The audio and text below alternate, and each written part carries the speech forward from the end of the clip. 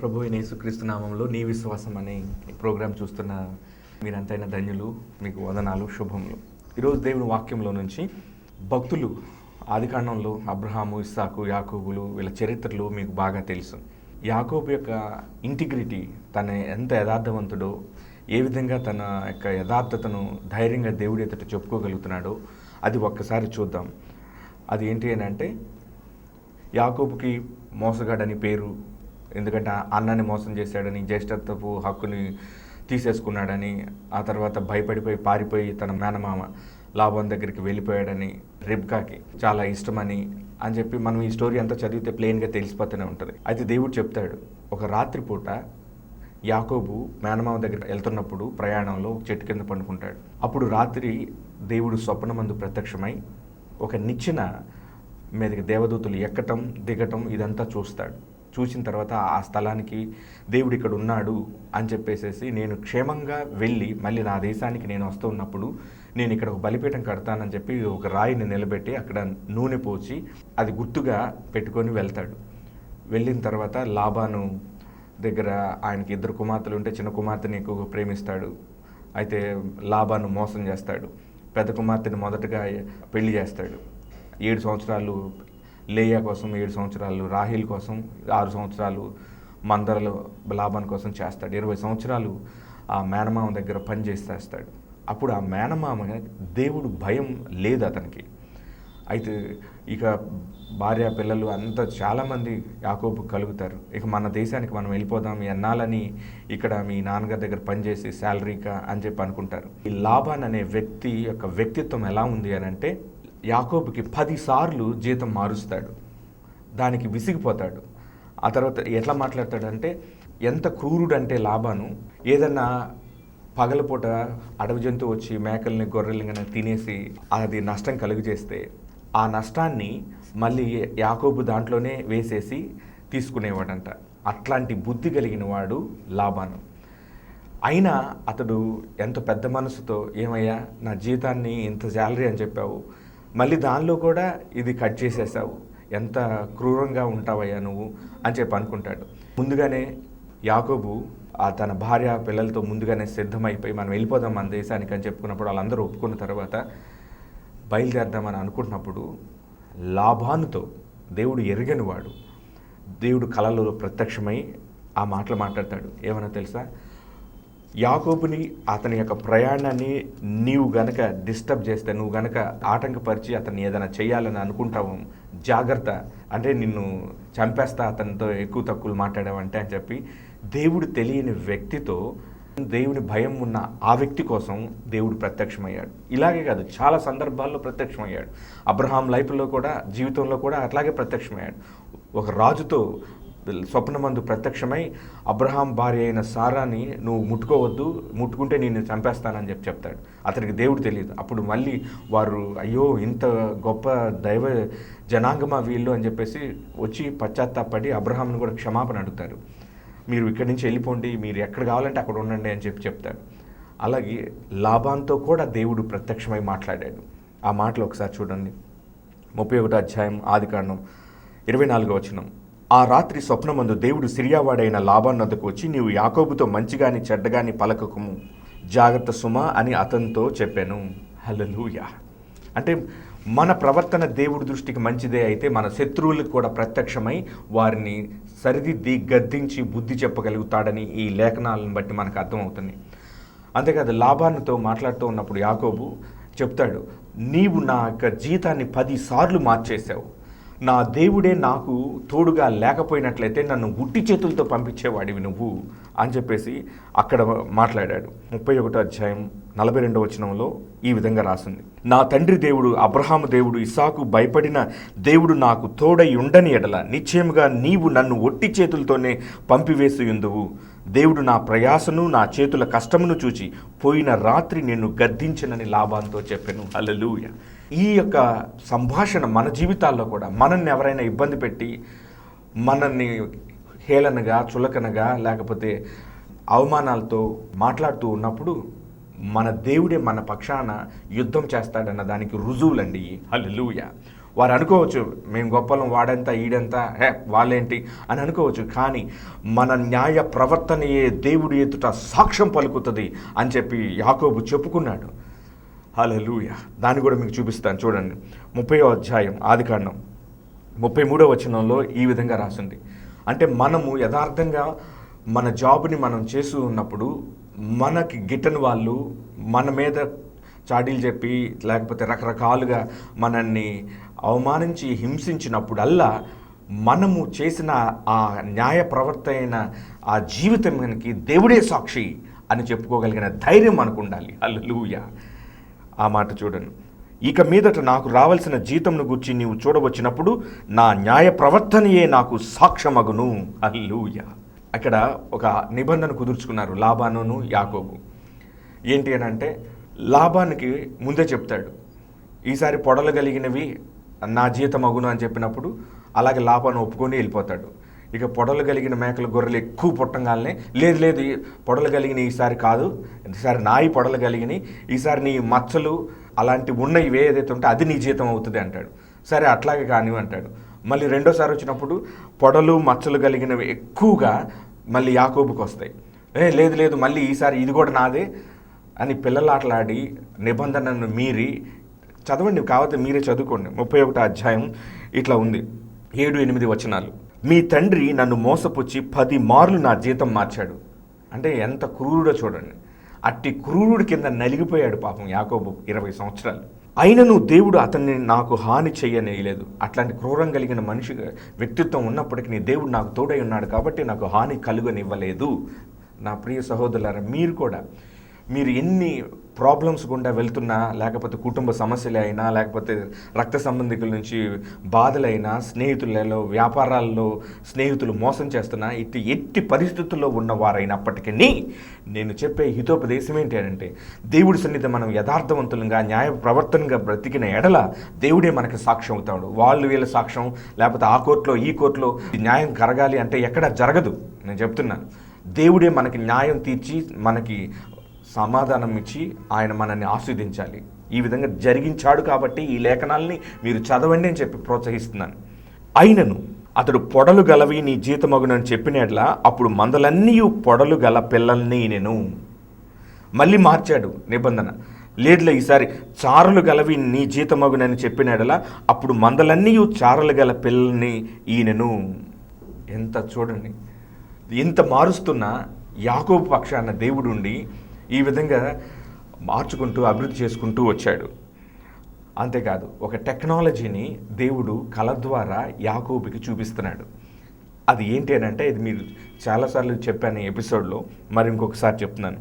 ఎప్పుడైతే చారలు గలవి నీ జీతమగునని చెప్పాడో అప్పుడు ఏం చేశాడు యాకోబు అని అంటే, ఇది టెక్నాలజీ అండి. ఇది అప్పుడు చాలామంది అనుకుంటారు, ఏమండి ఎవరైనా ప్రెగ్నెంట్ లేడీ ఉన్నప్పుడు మంచి ఫోటో పెట్టుకొని దాన్నే చూస్తూ ఉండమ్మా, లేకపోతే మంచి బాబుని చూస్తూ ఉండు, మంచి ఊహలతో ఉండు, మంచి నీకు ఏది ఆహ్లాదాన్ని ఇస్తుందో దాన్ని ఆలోచించు, అంతేగాని టెన్షన్ పడొద్దు, ఇరిటేట్ అవ్వద్దు, కోపగించుకోవద్దు, ఎందుకంటే దాని ప్రభావం లోపల ఉన్న శిశువు మీద పడుతుందమ్మా అని చెప్పి మీరు అందరూ చెప్తారు చాలామంది. దేవుడు ఆ టెక్నాలజీ ఎప్పుడూ ఆదికాండంలోనే రాసి పెట్టాడు.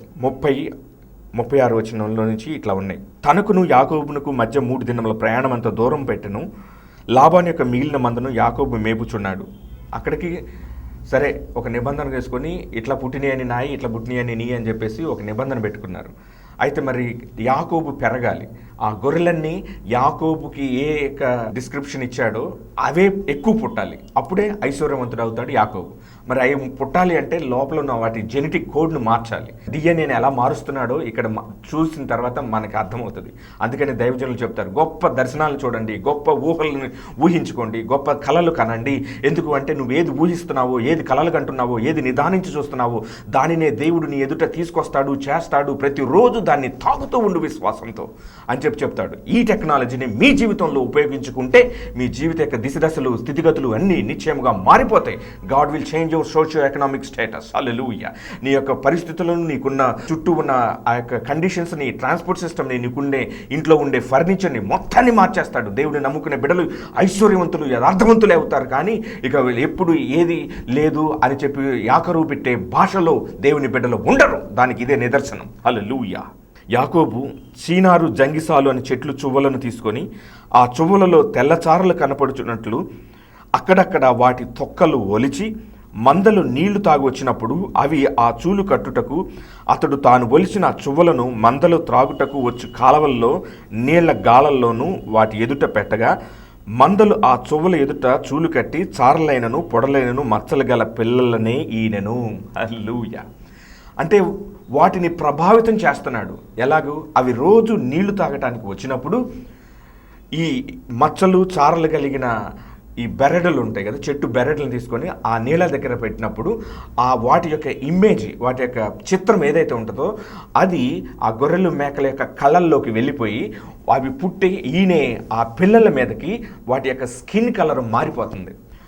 ఏదైతే కోరుకున్నాడో యాకోబు అట్లాంటి పిల్లలే ఈనాలి. అదే తన జీతాన్ని ఎక్కువగా ఎలా అభివృద్ధి చేసుకోవాలన్న దానికి ఈ ఫార్ములా ఉపయోగించాడు. అదేంటండి, మన ఎదుట కళ్ళ ఎదుట అట్లా కనపడితే అట్లా చూస్తే వచ్చేస్తుందా అంటే లోపల గొర్రె మేక ఎట్లాంటి కలర్తో పుట్టిద్దో మనం ఎట్టా చెప్తామండి ముందే అని చెప్పుకోవచ్చు. మన దేవుడు లోపల ఉన్న పిండం యొక్క డిఎన్ఏని కూడా మార్చి పడేయగలడు. హల్లెలూయా.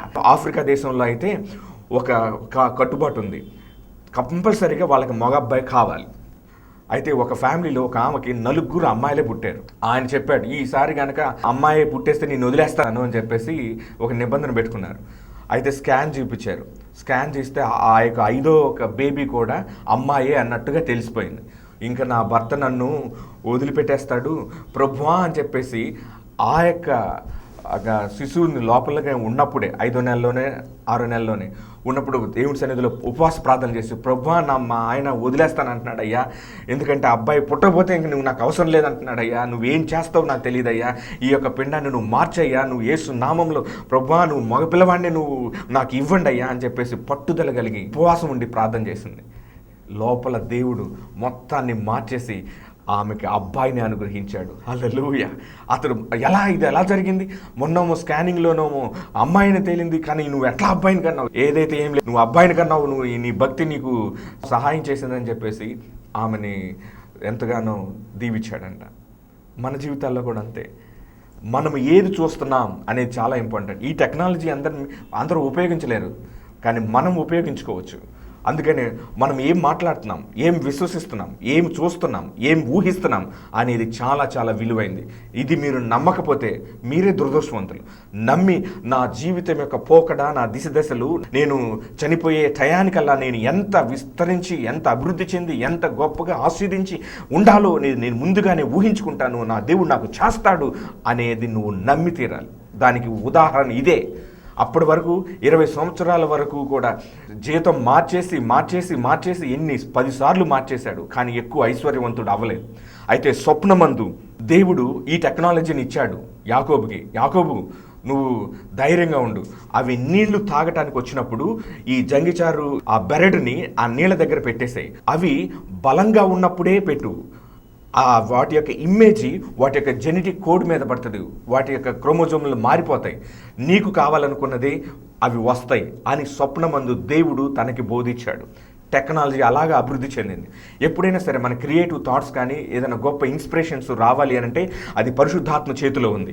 మనము గొప్ప వాళ్ళం అవ్వాలంటే అలాంటి గొప్ప ఒక్క క్రియేటివ్ థాట్ దేవుడు మనకిస్తే మన ఫీల్డ్లో మనం అత్యున్నతమైన సంపన్నులం అవుతాం. ఎవడు దయాదాక్షిణ్యాలు మనం బతకాల్సిన అవసరం లేదండి. దేవుడు మనకి ఏదో ఒక నిర్దేశించాడు, నీలాగా భూమి మీద ఇంకొకరిని పుట్టించాల దేవుడు. సో నీకంటూ ఒకటి ఇమేజ్ని దేవుడు ఆల్రెడీ క్రియేట్ చేసి ఉంచాడు. ఆ క్రియేషన్లో ఆ డిజైనింగ్ ఏంటో నువ్వు ఒకసారి తెలుసుకోగలిగితే నువ్వు నీ జీవితం అద్భుతంగా, సంతోషంగా, ఆశీర్వాదకరంగా, నిశ్చయంగా ఉండి తీరుతుంది. హల్లెలూయా.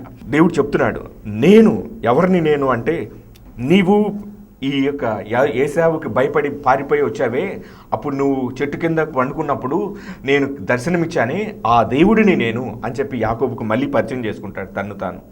అక్కడ ఒక మాట ఉంటుంది, 10వ వచనం 31:10లో, మందలు చూలుకట్లు కాలమున నేను స్వప్నమందు కన్నులెత్తి చూడగా గొర్రెలను దాటు పొట్టేలను, చారలైనను పొట్టేలనైను మచ్చలనైన గలవై ఉండెను. మరియు ఆ స్వప్నమందు దేవుని దూత యాకోబు అని నన్ను పిలువగా చిత్తము ప్రభువా అని పిలిచితిని. అప్పుడు ఆయన, నీ కనులెత్తి చూడుము, గొర్రెలు దాటుచున్న పొటేళ్లన్నీ చారలైనను పొడలైనను మచ్చలైనను గలవి. ఏలయనగా లాబాను నీకు చేయుచున్నది యావత్తును నేను చూచితిని. నీవెక్కడ స్తంభం మీద నూనె పోసితువో అక్కడ నాకు మొక్కుబడి చేసితువో ఆ బేతేలు దేవుడును నేనే. ఇప్పుడు నీవు లేచి ఈ దేశంలో నుండి బయలుదేరి నువ్వు పుట్టిన దేశంలోకి తిరిగి వెళ్ళుమని నాతో చెప్పాను. హల్లెలూయా. వచ్చేటప్పుడు నేను నీకు తోడుగా ఉన్నాను, భయపడొద్దు, నేను నిన్ను నడిపిస్తానన్నాడు. చివరికి ఇక్కడ గొప్పగా ఆస్వాదించిన తర్వాత ఇంక నువ్వు బయలుదేరు, చాలు, నేను నిన్ను దీవిస్తాను, ఆస్వాదిస్తాను, ఇప్పటికే దీవించేశాను, ఒక స్పెషల్గా ఫార్ములా ఇచ్చేసి అని చెప్పేసి అక్కడ ప్రూవ్ అయిన తర్వాత దేవుడు ప్రత్యక్షమై దేవదూత చెప్పింది. స్వప్నమందు దేవదూత భక్తులతో మాట్లాడాడు. లాభానికి ఈర్ష్య అసూయలు వచ్చేసినాయి. ఎలాగా, నేనేమో ఫస్ట్ పొడలగలవేనా నీ జీతం అంటే అన్నీ పొడలగలిగినవి, తర్వాత మచ్చలు చార్లు కలిగినవి నీ జీతం అవునంటే మళ్ళీ మచ్చలు చార్లు కలిగినవి వచ్చేసినాయి. ఇది ఏం చేస్తున్నాడు యాకోబు అని అనుకుంటాడు. అనే లాభానికి ఆ టెక్నాలజీ ఇవ్వాల అంతవరకు. కానీ యాకోబుకి స్వప్నమందు ఆ క్రియేటివ్ థాట్ ఇచ్చిన తర్వాత ఎంతగా దీవించబడ్డాడో చూడండి. యాకోబు ఆ గొర్రె పిల్లలను వేరు చేసి చారులు గల వాటి తట్టును లాబాను మందల్లో నల్లని వాటి తట్టును మందల్లో ముఖములు తిప్పి తన మందలను లాబాను మందలతో నుంచక వాటిని వేరుగా ఉంచెను. వాటిని ఇటు సపరేట్ చేసేసాడు. సపరేట్ చేసి ఈ యాకోబుకి ఏదైతే చెప్పాడో వాటి మీదే ప్రయోగం చేస్తున్నాడు. మందలలో బలమైనవి చూలు కట్టునప్పుడెల్లను ఆ చువ్వల ఎదుట చూలు కట్టునట్టు యాకోబు మంద కన్నుల ఎదుట కాలవలలో ఆ చువ్వలు పెట్టెను. మంద బలహీనమైనప్పుడు పెట్టలేదు. అట్లు బలహీనమైనవి లాబానుకు, బలమైనవి యాకోబునకు వచ్చెను. ఈ ప్రకారం ఆ మనుషుడు అత్యధికముగా అభివృద్ధి పొంది విస్తారమైన మందలు, దాసులు, ఒంటెలు, గాడిదలు గలవాడాయను. హల్లెలూయా. 20 సంవత్సరాలు ఊడిగం చేసినా, పాలేరు పని చేసినా ఆ జీవితంలో సమృద్ధి రాలేదు. ఎప్పుడైతే దేవుడి యొక్క అపాయింటెడ్ టైం వచ్చిందో, దేవుడు నిర్ణయించిన కాలం వచ్చిందో, ఆ ఒక్క సంవత్సరంలోనే గొప్పగా యాకోబు ఆస్వాదించబడ్డాడు. మన జీవితాల్లో కూడా అంతే. ఇన్ని సంవత్సరాలు నేను యథార్థంగా ఉండి పనిచేస్తూ ఉంటే నాకు బోనస్ లేదు, లేకపోతే నన్ను పట్టించుకోడు, నా పిల్లలకి ఎడ్యుకేషన్కి సహాయం చేయడు, కానీ మా చేత అయితే గొప్ప దగ్గర చేయిస్తాడు అని చెప్పి తిట్టుకుంటుంటాడు కదా యజమానుల్ని చాలామంది. అయ్యా మాకు సరిగ్గా సరిపోవట్లేదని చెప్పి. కానీ దేవుడి సన్నిధిలో, దేవుడి పరిచర్యలో ఉన్న వాళ్ళకి దేవుడు నీ పట్ల ఎప్పుడు ఎలాంటి ఆలోచన సంకల్పం కలిగి ఉన్నాడు అంటే ఇదిగో యాకోబును అలనాడు దేవుడు సర్వ సమృద్ధితో అత్యధికమైన అభివృద్ధిగా విస్తారమైన మందలు, డబ్బులు, ఫైనాన్షియల్ సమృద్ధితో నింపిన దేవుడు నీకు తోడుగా ఉన్నాడు. హల్లెలూయా. నీకు అడగటం చేత కావాలి, చూడటం చేత కావాలి. దేవుడు ఆ మంద కన్నుల ఎదుట కాలవలలో చువ్వలు పెట్టెను. ఇప్పుడు నువ్వు జీవితంలో కూడా అంతే. నేను మంచి భవిష్యత్తు నాకు దేవుడు ఇస్తాడు, నా పిల్లలకు మంచి భవిష్యత్తుని ఇస్తాను, దేవుడు నాకు వెనక ఏమీ లేకపోయినప్పటికీ నేను శూన్యంలో మొదలు పెడతాను నా యొక్క యాత్రను, దేవుడే నాకు తోడై ఉండి సమస్తము నన్ను దీవిస్తాడు. అంతేకాదు, ఇంకొక మాట చెప్పాడు యాకోబు. అంటున్నాడు లాబానుతో, లాబాను, నేను రాక మునుపు నీకు చాలా కొద్దిగే ఉంది. నువ్వేంటే నువ్వు వచ్చిన తర్వాత నేను ఏదో అభివృద్ధి చెందానని అనుకుంటున్నావు, ఏం కాదు, నేను చాలా ఉంది అనే నువ్వు అనుకోని విర్రవేగాల్సిన పని లేదు. నీవు ఉన్నప్పుడు నీకెంత ఉందో నాకు తెలుసు, చాలా కొద్దిగా ఉంది. అయితే దేవుడు, నేను పాదం పెట్టిన ప్రతి చోటనల్లా యెహోవా నన్ను బట్టి నిన్ను ఆస్వాదించాడు. హల్లెలూయా. ఆ మాట ఉందండి. అది మన జీవితాల్లో కసిగా ఉండాలండి, ధైర్యం, వైరాగ్యంగా ఉండాలి. నేను ఎక్కడ కాలు పెడతానో అక్కడ దేవుడు నన్ను దీవిస్తాడు, ఆస్వాదిస్తాడు. అలనాడు యాకోబుని ఆస్వాదించి లాభాన్ని ఐశ్వర్యవంతుని చేశాడు. ఇప్పుడు నన్ను బట్టి నేను ఎక్కడున్నా నా యజమానిని దీవిస్తాడు, నా కుటుంబాన్ని దీవిస్తాడు అనే ధైర్యం నీలో ఉండాలి. అందుకని యాకోబుకి నా న్యాయ ప్రవర్తనయే దేవుడి ఎదుట నాకు సాక్ష్యం అవుతుంది. హల్లెలూయా. ఇట్లాంటి మగసిరి కలిగిన ప్రార్థన చేయాలండి. అందుకనే పెనుగులాడాడు యాకోబు. పెనుగులాడి, నువ్వు నన్ను ఆస్వాదిస్తేనే కానీ నువ్వు నన్ను దాటిపోవటానికి వీల్లేదు అని చెప్పేసి ఇక్కడ ఒక మాట ఉంటుంది చూడండి, 30వ వచనం, 30 ఆదికాండం. నేను రాకముందు నీకుండినది కొంచెమే, అయితే అది బహుగా అభివృద్ధి పొందెను. నేను పాదము పెట్టిన చోటల్లా యెహోవా నిన్ను ఆస్వాదించును. నేను నా ఇంటి వారికి ఎప్పుడు సంపాద్యం చేసుకొందునా. అంటే నువ్వు 10 సార్లు జీతం మార్చినోడివి, నిన్నెట్ట నమ్ముతాను నేను వచ్చినప్పుడల్లా నేను పాదం పెట్టిన ప్రతి చోటున దేవుడు నిన్ను ఆస్వాదించాడు. నేను ఆ జీతానికే కట్టుబడి ఇన్ని సంవత్సరాలు పనిచేశాను. ఇక నేను పనిచేయటం కాదు, నా పిల్లల్ని ఇంకా పేదరికంలో ఉంచి మీరు ఇంతేలే అని చెప్పి అనుకోవటం కాదు. దేవుని సేవకుల్లో ఉన్నాం. మీ జీవితాల్లో కూడా మీ పిల్లలు ఎప్పుడైనా ఇట్లా ప్రశ్న వేసి, డాడీ ఎందుకు డాడీ సేవకు వచ్చావు, పేదరికము, ఏదన్నా చదువుకోవాలన్నా డబ్బులు లేవమ్మా అని చెప్పి ఈ కోర్సు చేయలేమ్మా, మనం అంత తోగలేములేమ్మా, ఇట్లాంటి పరిస్థితి ఎందుకు డాడీ అని చెప్పి మీ పిల్లలు మిమ్మల్ని ప్రశ్నిస్తే మీ దగ్గర సమాధానం ఏంటుంటుంది? మీరు వాళ్ళని కించపరచకూడదు. వాళ్ళు అడిగింది సత్యమే, కానీ మనం అడగాలి. అమ్మ, నువ్వు దేవుడి దగ్గర ఏది కావాలని కోరుకుంటావో ఇప్పటి నుంచే అడుగమ్మా అని చెప్పి 2వ తరగతి 3వ తరగతి 4వ తరగతిలో ఉన్నప్పుడే మీరు ప్రార్థనలో వారికి ఏదైతే ప్రేరేపణ వస్తుందో, ఏదైతే కావాలని కోరుకుంటారో, ఊహిస్తారో, అది వారి చేత ప్రార్థన ప్రతిరోజు చేయించండి. కలలు కనమని చెప్పండి. నీకు ఏది కావాలనుకుంటావో అది దేవుడే నీకు సమకూరుస్తాడు. నేనైతే సమకూర్చలేను, కానీ దేవుడు నీకు సహాయం చేయగలడు. నువ్వు ఇలా ప్రార్థన చేయని ప్రార్థన చేపించకపోతే వాళ్ళ జీవితంలో ఎన్నడూ పొందుకుంటారని గ్యారంటీ నీకు లేదు. అదే నువ్వు కళ ద్వారా కానీ, దర్శనం ద్వారా కానీ, దేవుని వాక్యానుసారం కానీ, నా పిల్లలు ఇలా అవుతారు, వాళ్ళకు కూడా దేవుడు బోధించాడు, వారికి కూడా వాళ్ళకు చూపించాడు అని చెప్తే దాన్ని నమ్మండి. కానీ వాక్యాన్ని నమ్మండి. కలలైనా మారిపోతాయేమో, ప్రవచనాలైనా నిరర్ధకమవుతాయేమో, కానీ దేవుడు ప్రేమ మాత్రం ఎన్నడూ మారిపోదు. అన్నిటికంటే ప్రేమ గొప్పది. ప్రవచనాలైనా నిరర్ధకం అవ్వచ్చు, విశ్వాసమైనా కోల్పోవచ్చు, కానీ ఎన్నడూ మన జీవితం ఎదుటి వాళ్ళకి ప్రేమగా చూపిస్తున్నప్పుడు అది ఎప్పటికెప్పటికి శాశ్వతంగా, మనం చనిపోయినా పలానా వాళ్ళు ఇది మంచి పని చేశారండి, పలానా వాళ్ళు మా జీవితానికి ఒక విలువనిచ్చి మమ్మల్ని నిలబెట్టారండి అనేది శాశ్వతంగా నిలిచిపోద్ది. మనం అదే కావాలండి, వేరేది ఏది కాదు. మనం ఎంత సంపాదించామా, ఎంత తిన్నామా, ఎంత మిగిల్చామా, ఎంత పిల్లలకి ఇచ్చిపోతున్నామా అనేది ఎన్నడూ నీతో పాటు రాదు. మరి ఏది వస్తుంది నీతో పాటు అని అంటే, నువ్వు ఎంత మేలు ఎదుటి వాళ్ళకి చేశావు, ఎంతమంది జీవితాలను నువ్వు నిలబెట్టావు, అదే దేవుడి ఎదుట అక్కడికి వస్తుంది. హల్లెలూయా. అందుకని నువ్వు ఎంత చేయాలనుకుంటావు, ఎంత మేలు ఈ లోకానికి చేయాలనుకుంటావో, ఎంతమంది జీవితాలను నువ్వు కట్టాలని, వారికి సహాయం చేయాలని, వారిని ఆస్వాదించాలని కోరుకుంటావో, అది నువ్వు యెహోవా సన్నిధిలో ప్రతిరోజు చూడు. ప్రభువా, నువ్వు చేస్తావు, నువ్వు అలా చేస్తావు, నువ్వు నడిపిస్తావు, నువ్వు దీవిస్తావు, నన్ను ఆస్వాదిస్తావు అని చెప్పేసి అలాగా అభివృద్ధి చెందాడు యాకోబు. నిశ్చయముగా దేవుడు నాతో ఉన్నాడు అని చెప్పి ఆ యొక్క టెక్నాలజీని ఇచ్చిన తర్వాత బయలుదేరతాడు. అయితే ఏసావు వింటాడు, ఏంటి యాకోబు వస్తున్నాడా అని చెప్పేసి 400 మందిని తీసుకొని యాకోబు అంతం చూస్తాను అని అనుకున్న ఆ వ్యక్తి అయ్యి అంతమందిని తీసుకొస్తున్నాడు. లేకపోతే ప్రేమగా ఉంటే అంతమంది ఎందుకు అవసరం అండి? యాకోబు చాలా తెలివిగలడు. అందుకని ఏం చేశాడంటే, తనకున్న ఆస్తిపాస్తుల్లో నుంచి మందలుగా గొర్రెల్ని, ఒక 200 గొర్రెలు, ఆ తర్వాత ఒక బ్యాచ్గా చేసి అది ముందే పంపించి, నా ప్రభువైన ఏశావుకు నీ సేవకుడైన యాకోబు పంపిస్తున్న కానుక అని చెప్పేసి అలా గొర్రెల్ని, మేకల్ని, ఆ తర్వాత ఒంటల్ని, గాడిదల్ని, ఆవుల్ని ఎలా పంపించాడో చూడండి. అప్పుడు ఇంకా కానుక పంపించాలనే కూలైపోతాడు కదా. ఏ మనిషి అయినా సరే, నీకు ఎవరికైనా సరే ఒక గిఫ్ట్ ఏం చేస్తుందంటే ఎదుటి వాళ్ళలో ఉన్న ఆ కోపాన్ని తగ్గించేస్తుంది. అలాగే యాకోబు చేశాడు. 32:9, నా తండ్రి అయిన అబ్రహాము దేవా, నా తండ్రి అయిన ఇస్సాకు దేవా, నీ దేశమునకు నీ బంధువుల యొద్దకును తిరిగి వెళ్ళుము, నీకు మేలు చేసేదని నాతో చెప్పిన యెహోవా.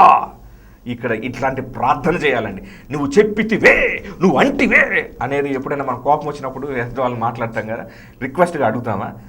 ఏం లేదు, నువ్వు అన్నావు గట్లా, నువ్వు చెప్పావు గట్లా, ఇలాగ చెప్పితివే అని చెప్పేసి అంత రోషంగా, పౌరుషంగా అడుగుతాం కదా. యాకోబు కూడా అట్లాగే చేశాడు. అలాగని కోప్పడ్డాడు దేవుడు. నువ్వు ఎట్లా అడిగినా దేవుడు కోప్పడ్డు, ఎందుకంటే నువ్వు వాగ్దాన పుత్రుడు. క్రీస్తు యేసునందు మనం వాగ్దానం చేయబడిన ఆయన నీతి అయి ఉన్నాం. ఆయన నీతిని మళ్ళీ మీరు నా నీతి కాదు అని ఎలా చెప్పుకుంటాడు దేవుడు? చెప్పుకోలేడు. హల్లెలూయా. మనని క్రీస్తులు నీతిమంతులు వీళ్ళు అని చెప్పి చూస్తున్నాడు. అందుకనే ఆ పౌరుషంతోనే నువ్వు అంటివే, నువ్వు చెప్పితివే, నువ్వు సెలవిచ్చితివే అని యాకోబు దేవుడు పట్టుకొని మాట్లాడుతున్నాడు. హల్లెలూయా. 12వ వచనంలో ఒక మాట ఉంటుంది, యెహోవా, నీవు నీ సేవకునికి చేసిన సమస్తమైన ఉపకారములకును సమస్త సత్యమునకును అపాత్రుడును. ఎట్లనగా నా చేతి కర్రతో మాత్రమే ఈ యోర్దాను దాటితిని. ఇప్పుడు నేను 2 గుంపులైతిని. నా సహోదరుని ఏశావు చేతి నుండి దయచేసి నన్ను తప్పించుము. అతడు వచ్చి పిల్లలతో తల్లిని నన్ను చంపునోమో అని అతనికి భయపడుచున్నాడు. చెప్తున్నాడు, నీకెందుకురా భయం, నేనున్నానుగా, నేను నడిపిస్తాను అనుకుంటే, కానీ ఆయన నమ్మలేకపోతున్నాడు. నేను నిశ్చయముగా నేను అక్కడ తీసుకెళ్తానంటే భయం వచ్చేసింది. మనుషులుగా మనం కూడా చాలా సందర్భాల్లో భయం వస్తుంది. అప్పుడు అంటున్నాడు, నేను నీకు తోడై నిశ్చయముగా నీ మేలు చేయొచ్చు. విస్తారమగుట వలన లెక్కింపలేని సముద్ర ఇసుకు వలె నీ సంతానము విస్తరింపజేసేదనని సెలవిచ్చితివే అనేను. హల్లెలూయా. మనం కూడా అట్లాంటి వాగ్దానాలను పట్టుకొని దేవుని దగ్గర పట్టుకొని దేవుడితో మాట్లాడాలి. దేవుడు మనకు దొరకాలంటే ఈ వాగ్దానాలు ఎట్లా మాట్లాడాలి? అప్పుడు ఆయన ఇచ్చిన కానుకలు ఏంటో చూడండి.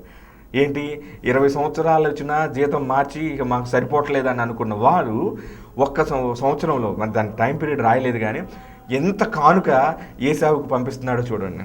అక్కడ ఆ రాత్రి గడిపి తాను సంపాదించిన దానిలో తన అన్నయ్యని ఏసావు కొరకు ఒక కానుకను అనగా 200 మేకలను 20 మేకపోతులను, 200 గొర్రెలను 20 పొట్టేలను, 30 పాడి ఒంటెలను వాటి పిల్లలను, 40 ఆవులను, 10 ఆంబోతులను, 20 గాడిదలను, 10 గాడిద పిల్లలను మందకు వేరుపరిచి, మొదటి బ్యాచ్ చెప్పండి, నీ సేవకుడైన యాకోబు నీకు సిద్ధపరిచిన కానుక అని చెప్తాడు. రెండో సేవకుడు అలాగే చెప్తాడు, మూడో సేవకుడు అలాగే చెప్తాడు. అంతా తీసుకొచ్చిన తర్వాత అప్పుడు యాకోబుతో ఏసావు అంటాడు, నాకు చాలా కలిగి ఉంది యాకోబు, ఎందుకు నాకు అంటాడు. లేదు నువ్వు తీసుకోవాల్సిందే, మనకే చాలినంత ఉంది అని చెప్పి యాకోబు ఏసావు ఇద్దరు మాట్లాడుకుంటూ ఉంటారు. ఆ మాట చూడండి 33:10.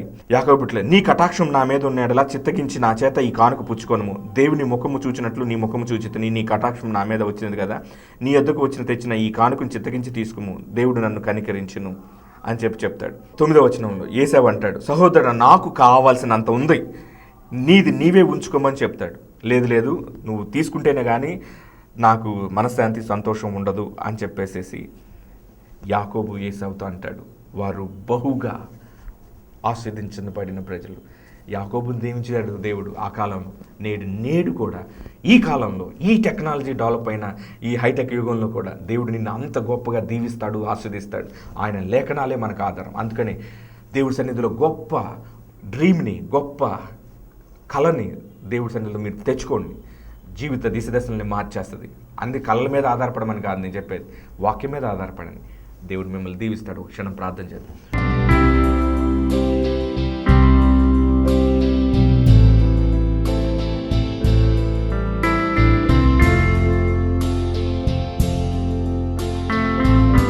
కృపగల తండ్రి, సర్వోన్నతుడైన మా ప్రభువా యేసయ్య, అలనాడు యాకోబు జీవితంలో నువ్వు చేసిన అద్భుతం నేడు నీ పిల్లల జీవితాల్లో కూడా వారి కళల్లో మంచి భవిష్యత్తుని గురించిన కళను పంపించి వారి దిశదశలను మార్చేసి నిశ్చయముగా యాకోబుని ఎంత గొప్పగా దీవించి ఇశ్రాయేలీయుడిగా మార్చావు. దేవుడితో పోరాడిన వాడిగా, నాయన మగసిరి కలిగిన వాడిగా నిలబెట్టావు. అలాగే ఈ ప్రోగ్రాం చూస్తున్న బిడ్డల జీవితాల్లో కూడా అట్లాంటి పౌరుషం, రోషం, నీ సన్నిధిలో వాక్యంతో మాట్లాడగలిగే శక్తిని, ధైర్యాన్ని, నాయన ఉత్తేజాన్ని, ఉల్లాసాన్ని నింపమని, నడిపించమని, నేర్పించమని, నిర్మించమని వేడుకుంటున్నాను.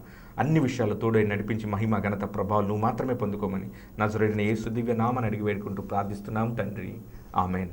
Joy centre and Jesus only you అనేది లబ్బిపేట కళాంజలి వెనుక బందర్ రోడ్లో విజయవాడలో ఉంది. మీకు ఎప్పుడైనా ఏ విషయంలోనైనా కౌన్సిలింగ్ కావాలి అనుకుంటే ముందే అపాయింట్మెంట్ తీసుకొని తప్పకుండా రండి. దేవుడు నిశ్చయంగా మీ జీవితంలో గొప్ప అద్భుతాలు చేస్తాడు, ఆశ్చర్యకార్యాలు చేస్తాడు. నా జీవితంలో చేస్తున్నాడు, మీ జీవితంలో కూడా చేస్తాడు. నేను నమ్మాను, మీరు నమ్మండి. అందుకని మీ విశ్వాసం మిమ్మల్ని బాగుపరుస్తుంది, మీ విశ్వాసం మిమ్మల్ని హెచ్చిస్తుంది. మీ